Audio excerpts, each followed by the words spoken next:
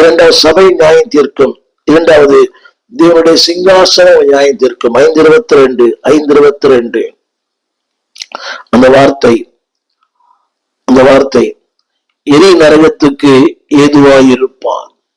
எரி நரகத்திற்கு அது எங்க நமக்கு தெரியுமா? It is happen in the judgment seat of God, the throne of God. சற்று சிந்திக்க வேண்டும். Number 1, word of God will judge you. Number 2, the church of God will judge you. Number 3, the throne of God will judge you. தேவனுடைய சிங்காசனம் நியாயம் தீர்க்கும். The penalty. முதல்ல சொல்ற the potential of the anger.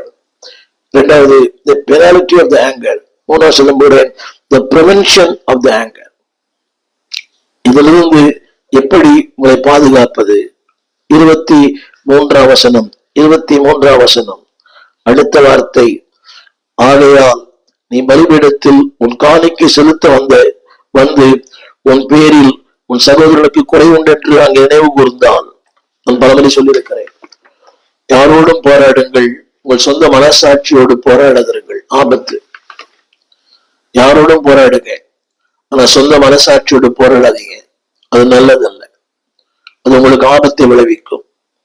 வேதம் சொல்லுகிறது, அன்புடைய பிள்ளையே, சென்சிட்டிவ் கான்சியஸ். 24 வசனம் கூட, 24 வசனம், அங்கேதானே, நாளை அல்ல, அடுத்த நாள் அல்ல, அங்கேயே.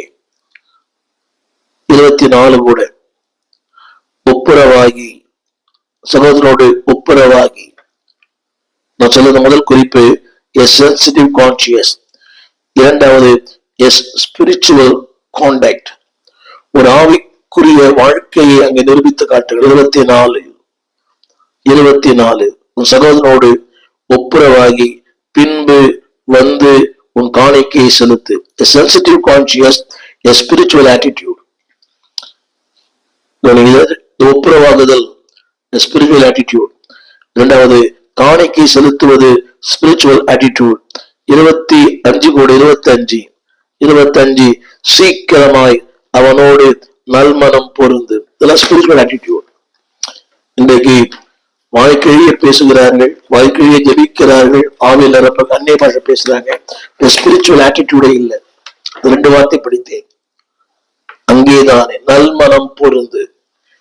நான் ஏன் செய்யணும், எதுக்கு செய்யணும், ஏன் நான் பண்ணணும், நான் ஒண்ணுமே பண்ணலையே, doesn't matter.